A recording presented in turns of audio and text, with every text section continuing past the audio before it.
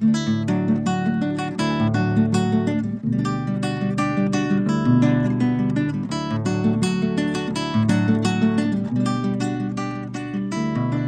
texto que eu vou tratar essa noite é, com certeza, o texto mais alegorizado de todo o Novo Testamento.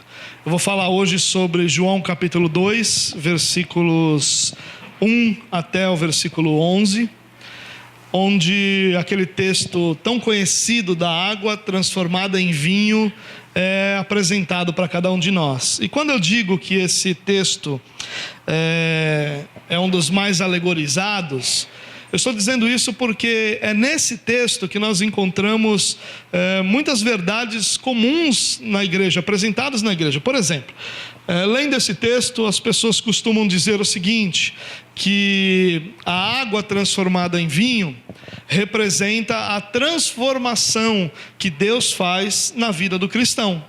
Isso é verdade, ninguém nega que a transformação que Deus faz na vida de alguém que Ele chama, de alguém que Ele regenera, é uma transformação semelhante à transformação da água para o vinho, muda completamente a realidade, isso é verdade. Uma outra alegorização que normalmente se faz é aquela dizendo que se Jesus foi num casamento, é óbvio que Jesus aprova o casamento e que o casamento é uma instituição sagrada para Deus e que o casamento é uma instituição valiosa demais para Deus. Isso também é verdade. É claro que Jesus ir a um casamento é uma espécie de aprovação de Jesus para aquele tipo de cerimônia. Ninguém nega isso, ninguém tem nenhuma dúvida em valorizar o casamento, em perceber o valor que o próprio Jesus deu para o casamento, indo a um casamento.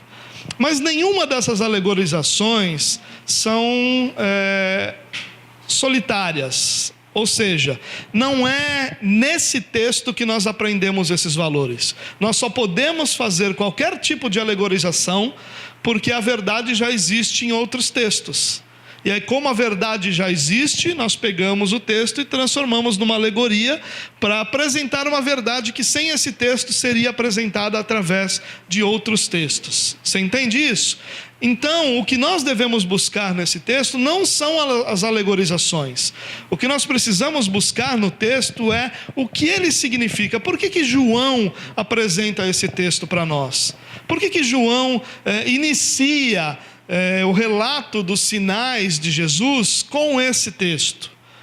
João aqui, ele está iniciando uma divisão da sua carta, que é chamada de livro dos sinais. O final, o restante do livro vai chamar livro da glória, mas esse trecho de 7 ou 8, dependendo de como você entende cada texto, 7 ou 8 sinais, é chamado de livro dos sinais, onde João apresenta uma série de sinais, de milagres que Jesus faz, contando uma história, a história da salvação. Mas por que João começa com água transformada em vinho? Por que João começa com uma festa de casamento? Por que ele começa em Caná da Galileia, um lugar pequeno, desconhecido, um lugar que depois não tem nenhum outro tipo de relevância no restante da história do Evangelho? São essas as perguntas que a gente tem que fazer e não alegorizar o texto. É muito perigoso nós usarmos um texto apenas de forma alegórica dessa forma. Nós precisamos entender o que o texto nos ensina e é isso que a gente vai tentar fazer. É claro que no final da mensagem, como você já está acostumado, eu quero fazer algumas aplicações, e normalmente as aplicações incluem usar lições ou alegorias que a gente tira do texto para que a gente aplique na nossa vida. Mas eu quero focar um pouquinho naquilo que o texto nos ensina. Bom, vamos tentar entender um pouquinho a título de introdução o que estava acontecendo. Jesus é batizado. E ali inicia uma contagem de 7 dias, e o 7º dia vai terminar nesse texto de João, capítulo 2. Nesses 7 dias, João vai apresentando uma série de eventos. Por exemplo, João Batista é interrogado pelos mestres da lei, pelos religiosos, na verdade. Jesus encontra os primeiros discípulos. Depois, esses primeiros discípulos encontram outros discípulos. E esses dias vão se desenvolvendo, culminando aqui no primeiro sinal apresentado por João. Bom, Jesus é batizado, por João Batista em Betânia. E o que parece aqui é que Jesus volta para Nazaré, e lá ele é então convidado para uma festa em Caná. Caná ficava a cerca de 14 quilômetros ao norte de Nazaré. Nazaré é a cidade onde Jesus cresceu com sua família, onde ele passou os primeiros 30 anos da sua vida, com exceção dos primeiros 1 ou 2 anos onde ele foi para o Egito e teve as experiências em Jerusalém e em Belém. Mas ele passou grande parte desses 30 anos em Nazaré. E agora ele está indo para uma festa a 14 quilômetros ao norte, numa cidade chamada Caná. Então, vamos dar uma olhadinha nesse texto. Como eu tenho feito sempre, nós vamos ler o texto por partes, conversar um pouquinho sobre ele, e lá no final a gente vai falar das aplicações. Bom, se você quiser acompanhar no telão, você tem aí a mesma versão que eu estou usando, é a versão NVI. Se você quiser acompanhar na sua Bíblia ou no seu celular, fique à vontade também. O texto começa dizendo assim: no terceiro dia, ou seja, o terceiro dia dessa série de relatos aí, o terceiro dia depois que ele está com os discípulos, ou depois daqueles eventos relatados anteriormente. No terceiro dia, houve um casamento em Caná da Galileia. A mãe de Jesus estava ali. Jesus e seus discípulos também haviam sido convidados para o casamento. Tendo acabado o vinho, a mãe de Jesus lhe disse: eles não têm mais vinho. Bom, eles estavam numa festa de casamento, e as festas de casamento em Israel, elas eram diferentes, elas tinham duração de até 7 dias. E a razão disso não quer dizer que todo mundo ia no primeiro dia e ficava até o 7º dia. Não é isso, a gente tem uma percepção errada. A festa durava 7 dias.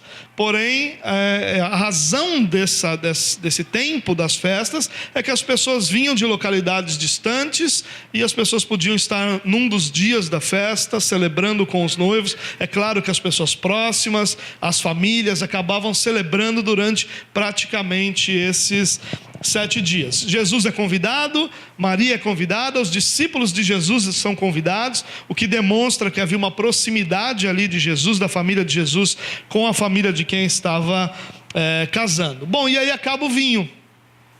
E acabar o vinho significava grande vergonha para os noivos. Era um golpe muito forte na reputação dos noivos. Existem relatos antigos de processos jurídicos da família da noiva contra a família do noivo por problemas em festas de casamento, como acabar o vinho, por exemplo. Era uma coisa muito séria. Não é assim, acabou o vinho, então vamos juntar uma graninha aqui, vamos ali, a gente compra mais um ali no mercado. Isso não era possível. Essa era a responsabilidade completamente nas mãos do noivo, da família do noivo, e era um golpe muito forte na reputação do noivo, principalmente. Acabar o vinho na família do noivo era algo de grande vergonha. E aí acaba o vinho. E aqui eu só quero fazer um parênteses antes de continuar e falar de Maria. Algo que, só para a gente pensar um pouquinho, irmãos. A gente vê aqui que é extremamente legítimo a gente celebrar os nossos momentos de alegria. Tem muito cristão que tem dúvida sobre isso. Será que eu devo celebrar aniversário? Não devo. Será que eu devo fazer festa? Não devo. Aqui a gente percebe que é extremamente legítimo celebrar os nossos melhores momentos. Nós devemos fazer isso. Festas de casamento, aniversários, bodas, elas devem ser celebradas. Não tem nenhum problema em celebrar nenhum desses eventos. O que a gente não pode esquecer, irmãos, e apenas aproveitando aqui o momento que a gente está passando por uma festa para dizer, como uma palavra de alerta, o que a gente não pode esquecer é que a nossa vida é corandeu. Se você não está acostumada com essa expressão significa de forma livre, diante de Deus. Toda a nossa vida é vivida diante de Deus. Não existe absolutamente nenhum momento e nenhuma realidade da nossa vida que é vivida à parte de Deus. Toda a nossa vida, cada momento da nossa vida, cada fato da nossa vida é vivida corandeu, diante de Deus. Nós estamos diante de Deus em cada aspecto da nossa vida. Por isso, a nossa atitude deve ser santa na igreja, como deve ser em qualquer outro lugar, em qualquer outro momento, porque nós não estamos diante de Deus somente aqui. Nós estamos diante de Deus em cada momento da nossa vida. A ideia que nós às vezes temos de que aqui é um lugar mais santo do que algum outro lugar onde eu estou, ela não é verdadeira. Nós estamos diante de Deus em cada momento e em cada aspecto. Por isso, só como uma palavra de alerta, lembre-se, não use da sua liberdade para enfraquecer o testemunho que sua vida dá daquilo que Deus está fazendo com você. Viva os melhores momentos da sua vida, celebre. Quando seu filho faz aniversário, é claro que você deve celebrar isso. Se você pode celebrar isso como uma festa, maravilha. Se você não pode, celebre de alguma forma, mas não deixe de celebrar os bons momentos e as boas datas, porque são dádivas do Senhor para nós. Porém, não esqueça que você não está celebrando a parte de Deus, você está sempre celebrando diante de Deus. Nós vivemos corandeu, ok? Bom, fechando parênteses aqui, o que acontece quando termina o vinho? Quando acaba o vinho? A mãe de Jesus vai a Jesus, é óbvio, para mostrar que o problema aconteceu. E aí ela então chega para Jesus e diz: acabou o vinho. Aqui fica bastante claro para nós que a mãe de Jesus tinha no mínimo uma boa intimidade com a família que estava ali celebrando esse casamento, mas possivelmente que ela teria até mesmo ajudado ou participado. Isso era muito comum em Israel. A ideia de você ter serviçais, de encarregados da festa, é mais ou menos como as festas em casa hoje. Você faz uma festa na sua casa, você não vai contratar garçom, pelo menos a maioria das pessoas não contrata. Quem que vai ajudar? As tias. A tia vai ajudar. Hein, tia? Vai ajudar. Acabou o gelo, cadê o tio? Vai lá, tio, no posto buscar o gelo. É mais ou menos essa mesma ideia, né? Então, obviamente, Maria aqui tinha uma intimidade, uma proximidade com a família, e por isso ela intervém, e por isso ela se preocupa, e por isso ela fica até sabendo do vinho terminar, e ela vai procurar Jesus, dizendo: acabou o vinho. É óbvio que aqui nós temos a impressão de que ela está dizendo: Jesus, preciso da sua ajuda aqui. Mas preste atenção, irmãos, nós não necessariamente precisamos entender aqui que Maria está pedindo um milagre. Nós não precisamos entender isso. O que acontece? João, o pai de Jesus, José, o pai de Jesus, já não aparece mais aqui. Nós temos uma indicação muito clara que ele havia morrido aqui, porque ele não aparece mais em nenhum relato. Todas as vezes, daqui para frente, nós só vamos encontrar Maria e os irmãos e irmãs de Jesus. Então, possivelmente, José já tinha morrido. E se José morreu, quem que assumia a responsabilidade da casa? O filho mais velho. Quem é o filho mais velho de Maria? Jesus. Então é muito natural que Maria procurasse Jesus com um problema, não necessariamente para um milagre. Possivelmente nem era essa a ideia dela, porque João diz que aqui ele faz o primeiro sinal, ou seja, não tinham sinais públicos, não existiram sinais públicos anteriores a esse, e o que possivelmente Maria está buscando em Jesus aqui é o que ela buscava sempre. Ela buscava o apoio de quem cuidava da casa, do filho mais velho, daquele filho que cuidava da mãe, que cuidava da família e que cuidava das necessidades da casa. Mas aí tem a resposta de Jesus, e no versículo 4 diz assim: respondeu Jesus: que temos nós em comum, mulher? A minha hora ainda não chegou. Bom, só para você se acalmar, essa frase parece meio mal educada, não parece? Parece ou não? Acho que se eu falasse isso para minha mãe, ela ia me chamar de mal educado. Mas não é. Não esqueça que nós estamos a quase 2000 anos de distância dessa frase. Não esqueça que essa frase, ela foi falada no contexto da época, não no nosso contexto. Se você chegar para alguém hoje e falar: o que você quer comigo, mulher? Você está sendo rude, está sendo grosseiro.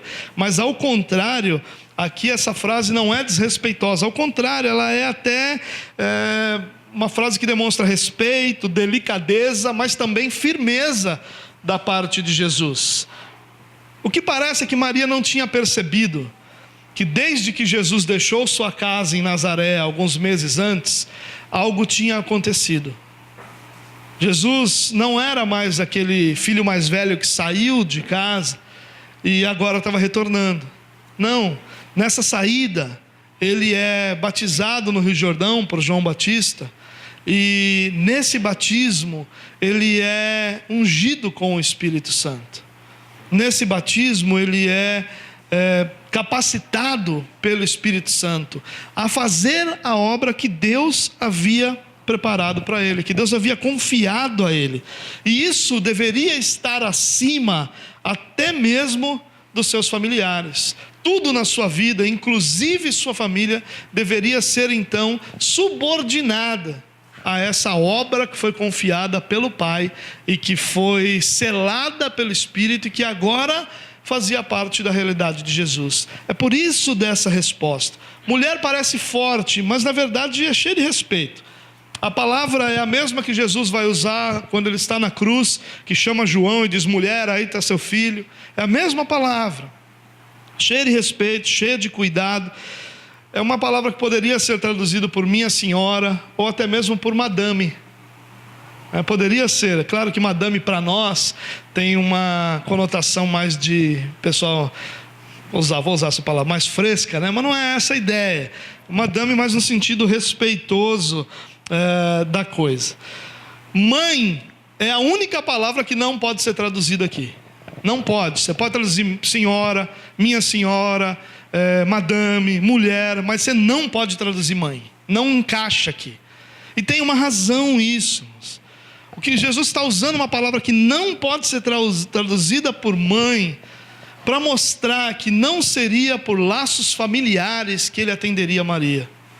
E para nos mostrar que não é por nenhum mérito em nós que ele nos atende.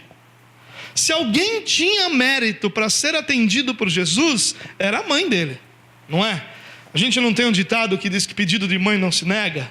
Porque se negar vira maldição, né? Ela fala: faz o que eu estou pedindo, senão pode acontecer alguma coisa. Meu Deus, essa frase é poderosa, né? Faz logo o que está pedindo. Então pedido de mãe a gente atende, ou procura atender, né? Ainda que em alguns momentos com má vontade, mas a gente procura atender. Pedido de mãe é especial, não é especial pedido de mãe? Claro que é, né? Mas Jesus está dizendo aqui que não poderia ser, porque não é através de nenhum mérito pessoal que ele atende alguém.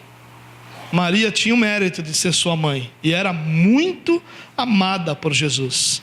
Mas se você prestar atenção nos evangelhos, você vai perceber que Jesus se esforça muito para manter uma distância entre ele e sua mãe. Quando ela vai visitá-lo, ele diz: quem são minha mãe e meus irmãos? São esses que creem em mim. Ele se esforça para manter uma distância. Não que ele não se preocupasse, não amasse, porque na cruz ele concede a ela provisão. Ele dá a ela uma nova família, um novo filho mais velho, um novo cuidador, que é João, que cuidou dela por toda a vida. Mas o que ele está fazendo aqui é deixar claro que não é através de nenhum mérito que nenhum de nós é atendido. Nós não somos ouvidos pelo Senhor por nada que há em nós que mova Deus. Deus não ouviria Maria porque ela era a mãe dele. Mas isso precisa ficar muito claro. E não deve da nossa parte tirar o mérito de Maria e impedir isso. Ao contrário, deveria fazer-nos honrá-la ainda mais. Preste atenção nisso, irmãos. Já pensou como foi para Maria essa distância que Jesus precisou manter dela? E talvez isso seja uma parte daquela profecia que diz que uma espada lhe atravessaria a alma. É claro que o momento maior disso é vê-lo na cruz, mas será que essa distância necessária entre Maria e seu filho também não fez parte dessa espada que atravessou a alma de Maria? Ela é digna de honra, sim, mas Jesus deixou claro que não é através de nenhum mérito, que nem ela, nem nenhum de nós recebe coisa alguma do Senhor. Uma boa maneira da gente entender essa frase talvez fosse o seguinte: Jesus dizendo para ela assim, é uma paráfrase, mas explica bem a ideia da frase. É como se Jesus dissesse: não é necessário que a senhora me diga o que fazer. A minha hora ainda não chegou. Essa hora, essa frase toda aponta para a cruz, mas também aponta para a hora de Jesus se manifestar publicamente. Ele está dizendo para ela: não precisa me dizer o que eu tenho que fazer. A resposta de Jesus para ela não foi: eu não vou fazer. A resposta de Jesus foi: não queira me dirigir, apenas peça. Não me manipule, mãe. Não aproveite de quem você é para pedir para mim, só peça. Não me dirija, não me diga o que eu tenho que fazer, só peça o que você precisa, que eu estou aqui. É interessante isso, né? Porque é assim que Maria entendeu.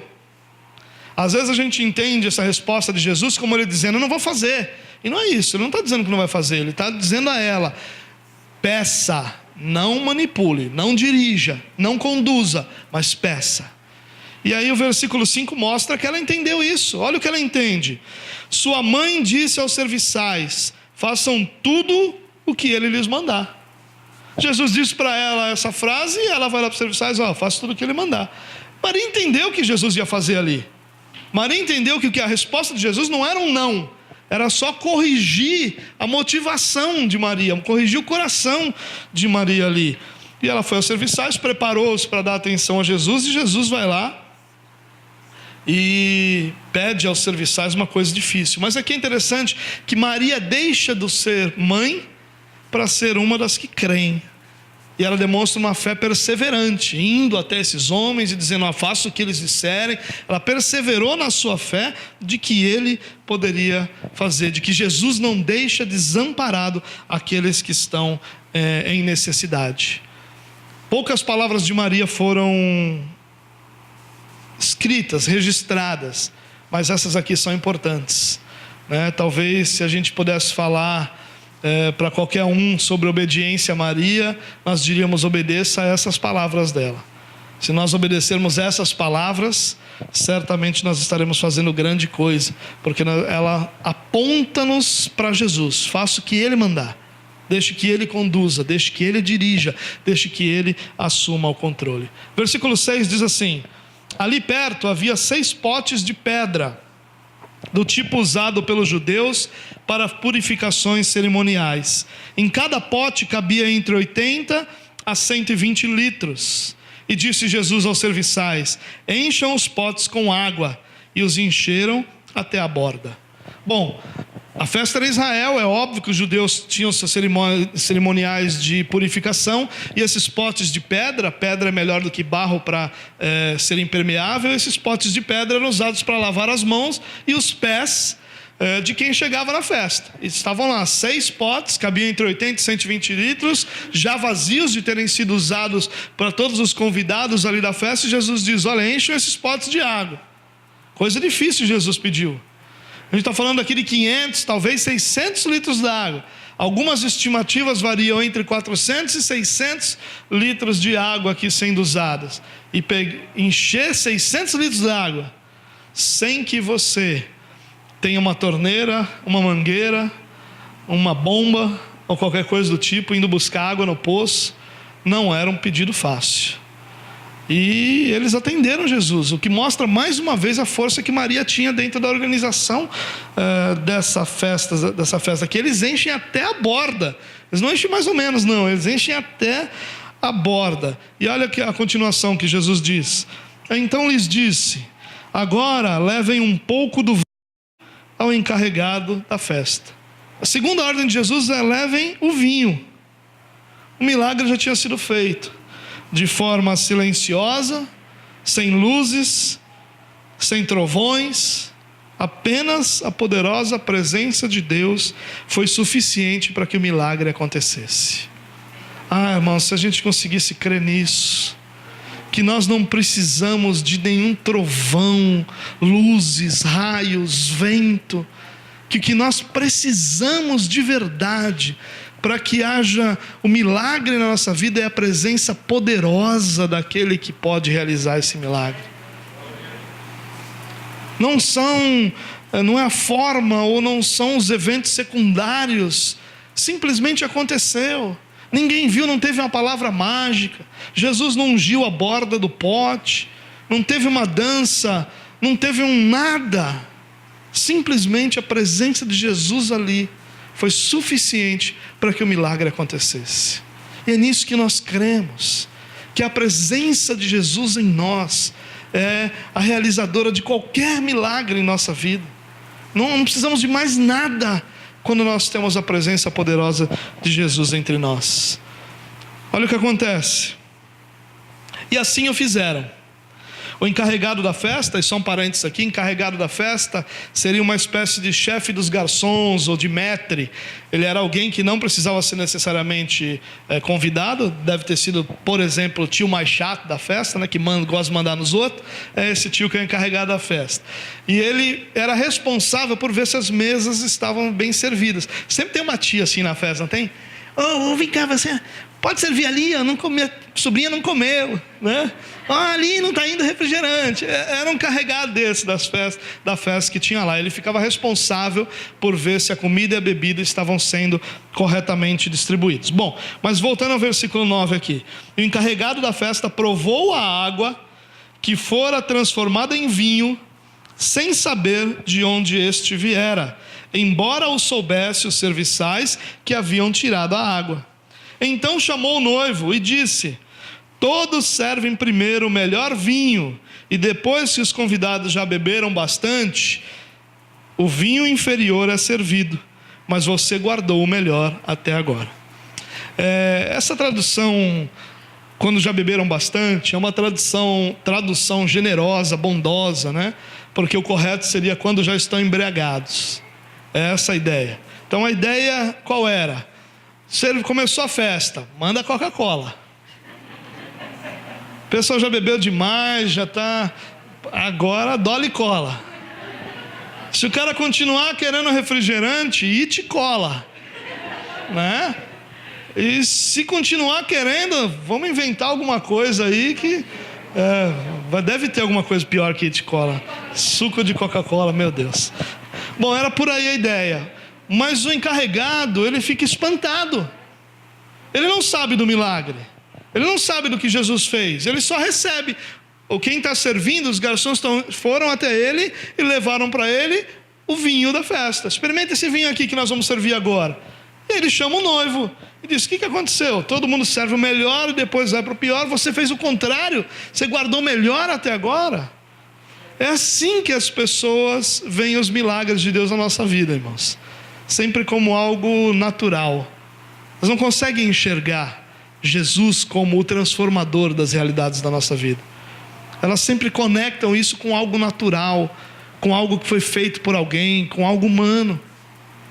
E aqui nós percebemos com esse sinal que o vinho que Jesus transformou, que veio da água, ele é descrito como o melhor do que tinha sido servido até agora. Mas nós não vemos o encarregado da festa sabendo desse milagre. Foi um milagre discreto, né? Foi um milagre sem grande estardalhaço. Mas olha como o texto termina, para a gente poder ir para as aplicações. Versículo 11. Este sinal miraculoso em Caná da Galileia foi o primeiro que Jesus realizou. Revelou assim a sua glória e os seus discípulos creram nele. Um detalhe mais importante desse texto aqui é que João chama esse momento e outros que nós chamamos de milagre de sinal. E sinal é diferente de milagre, porque milagre é uma ação com um fim em si mesmo. O sinal é um milagre com um propósito de apontar para outra realidade. É algo que Deus faz, mas que não tem o fim em si mesmo.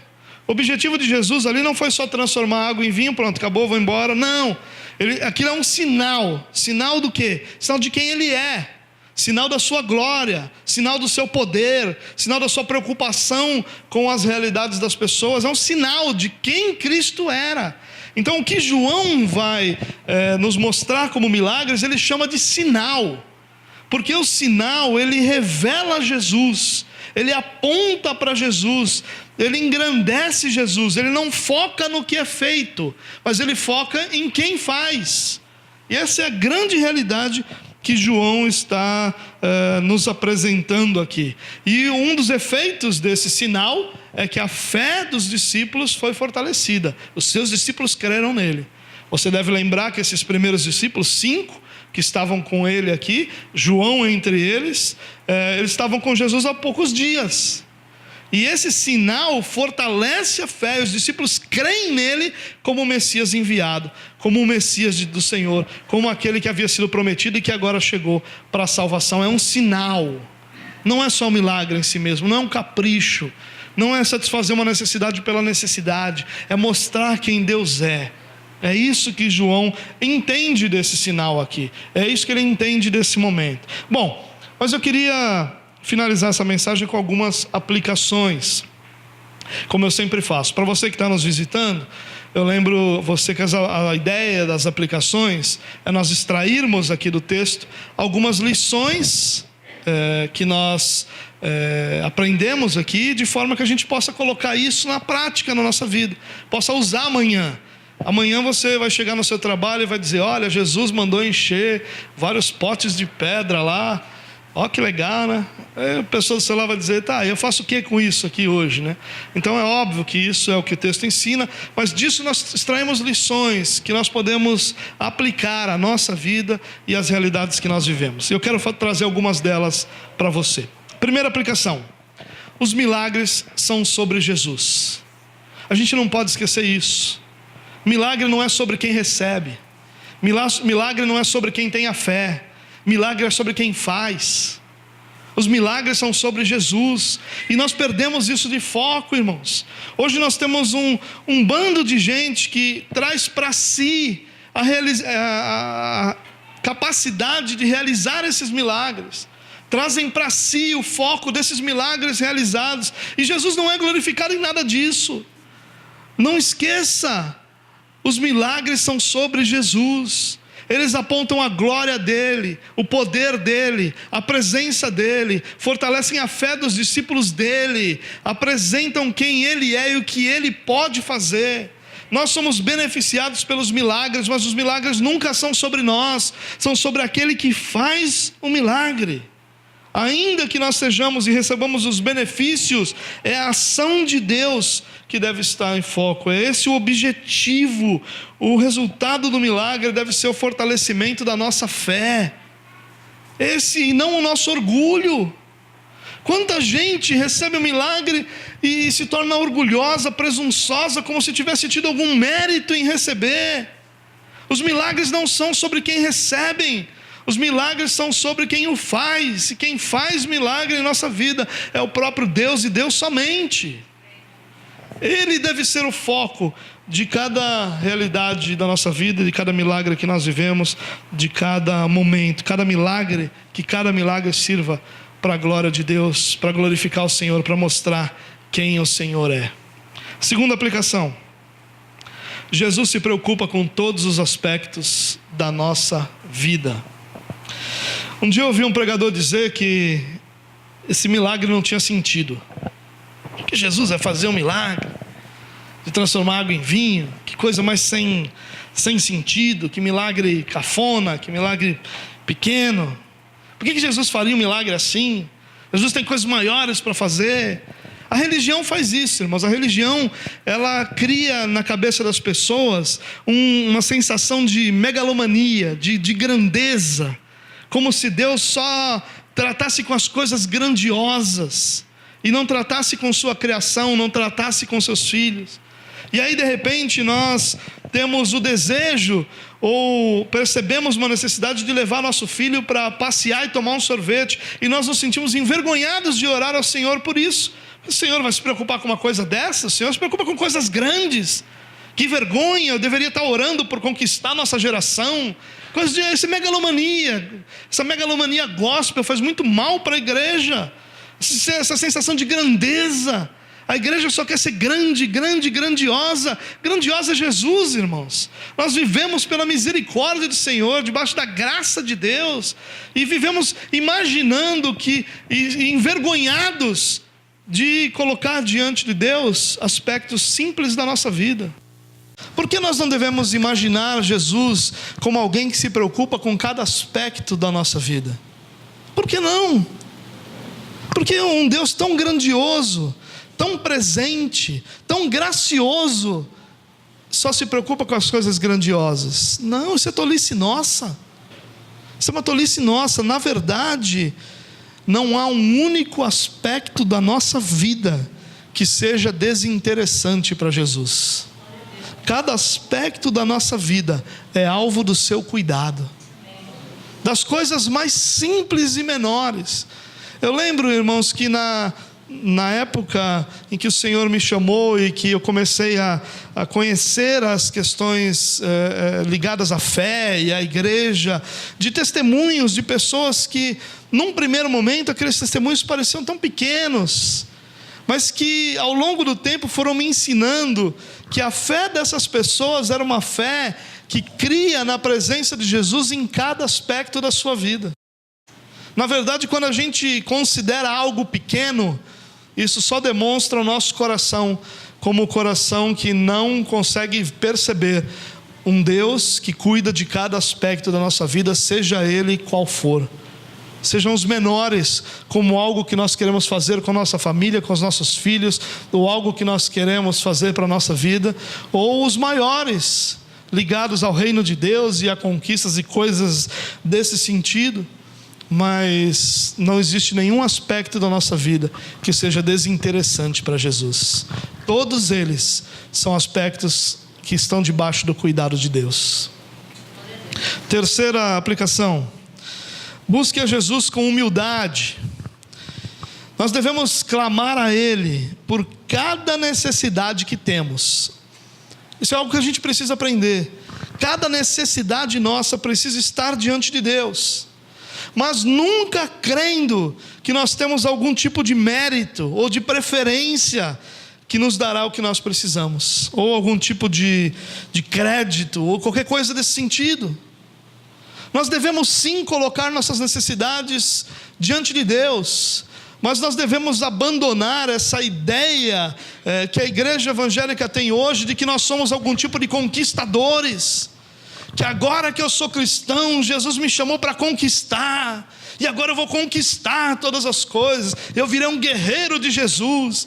Esse tipo de coisa, a gente precisa abandonar isso, irmãos, porque nós vamos diante de Deus, nós vamos diante daquele que é o sumo sacerdote que adentrou os céus em busca de misericórdia e graça. É isso que o autor de Hebreus diz, que nós vamos diante dele não em busca de sermos conquistadores ou com algum tipo de mérito, mas nós vamos diante dele buscar misericórdia e graça. É isso que nós buscamos no Senhor. Nós não buscamos a transformação de uma realidade nossa porque nós merecemos, e agora então chegamos diante de Deus e: Senhor, eu vim aqui coletar aquilo que eu plantei, eu vim aqui colher aquilo que eu plantei, eu vim aqui sacar os meus créditos no reino celestial. Nada disso. Nós vamos em busca de misericórdia e graça, confiando na bondade dele, não nos nossos méritos. Sabe, irmão, se você crê que é possível que você tenha algum tipo de mérito diante de Deus, eu tendo a pensar que você nunca refletiu sobre isso, porque não existe nada mais desesperador para um cristão do que confiar nos seus próprios méritos. Porque se um cristão for honesto e se olhar no espelho e analisar a sua vida e dizer quais são os créditos que eu tenho diante de Deus, ele vai perceber que por mais que ele tenha feito, ele vai ter que reconhecer o que Paulo disse: não eu, mas a graça de Deus sobre mim.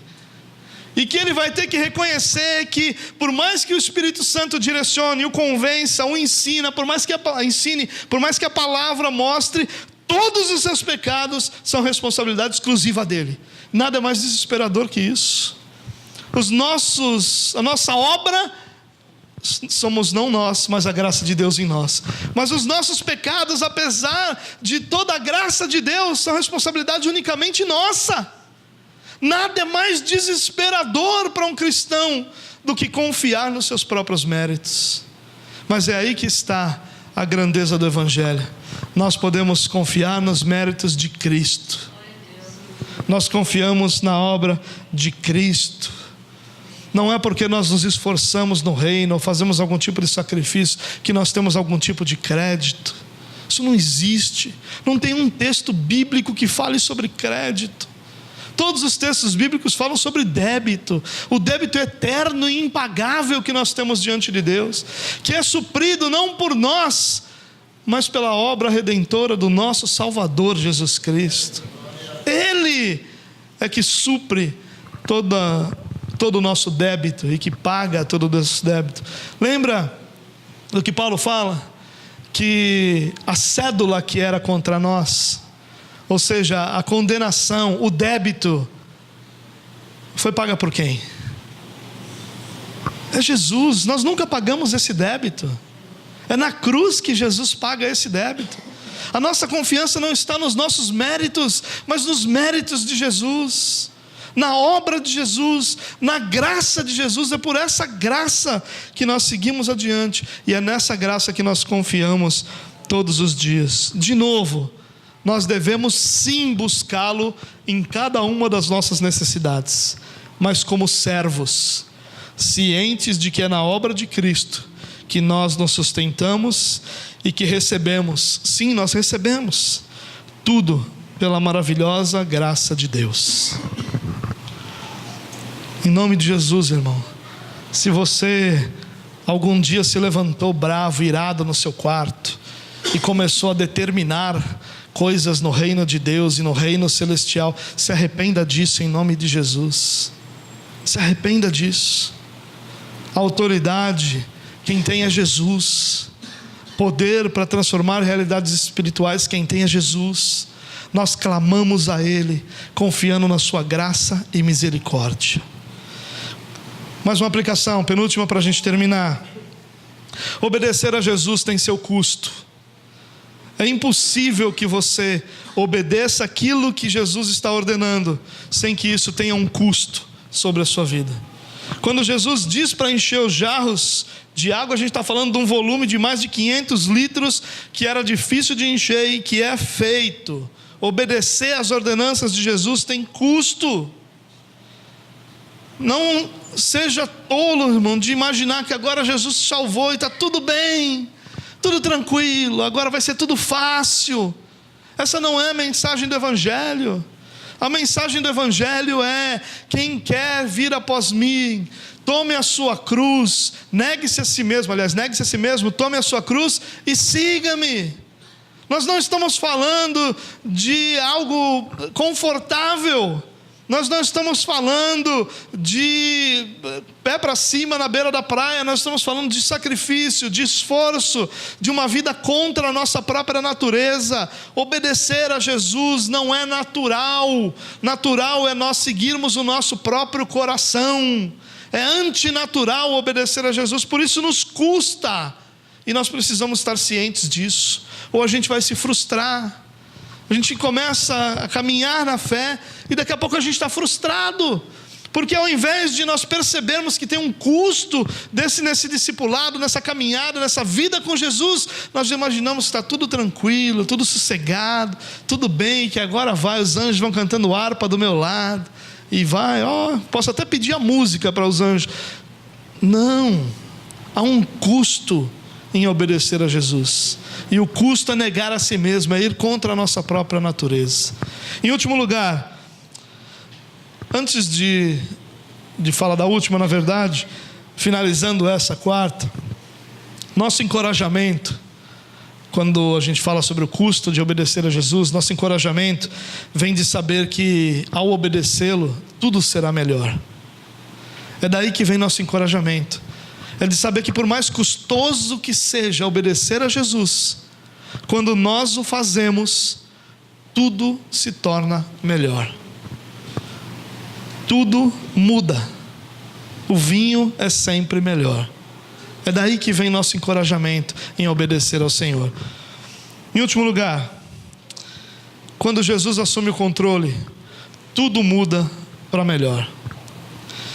Enquanto Maria ou qualquer outra pessoa estavam no controle, seja Maria, seja o noivo, seja o encarregado da festa, enquanto qualquer um deles estava no controle, as coisas não foram bem. Assim é a nossa vida, irmãos.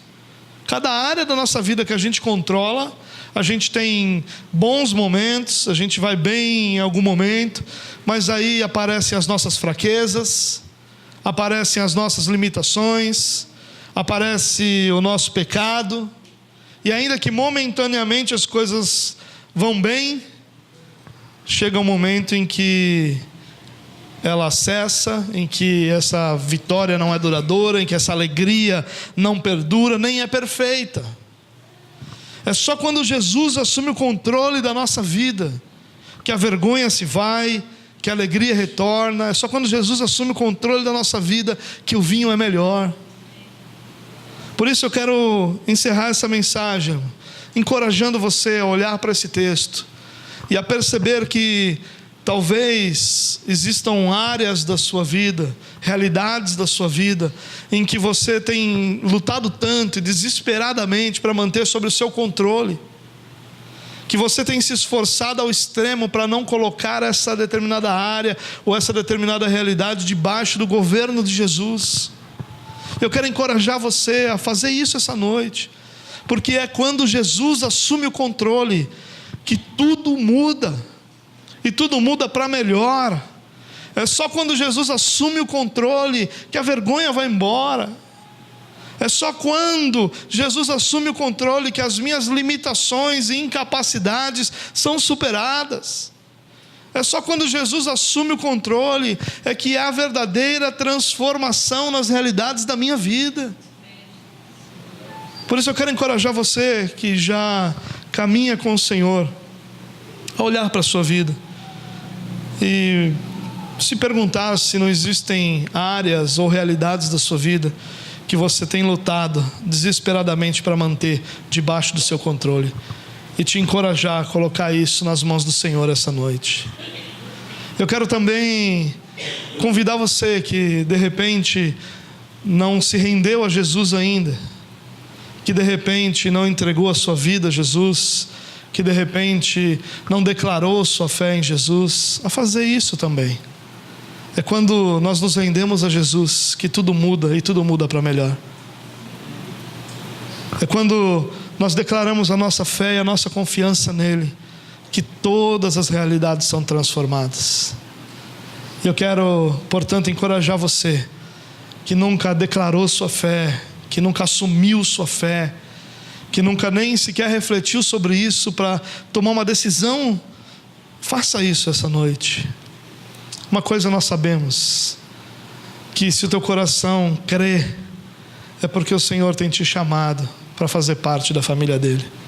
E se isso é sua realidade, queria te encorajar a não lutar contra isso, mas a se submeter a isso, para que o Senhor possa assumir o controle da sua vida, governar sobre a sua vida, reinar sobre você e verdadeiramente transformar cada área da sua vida.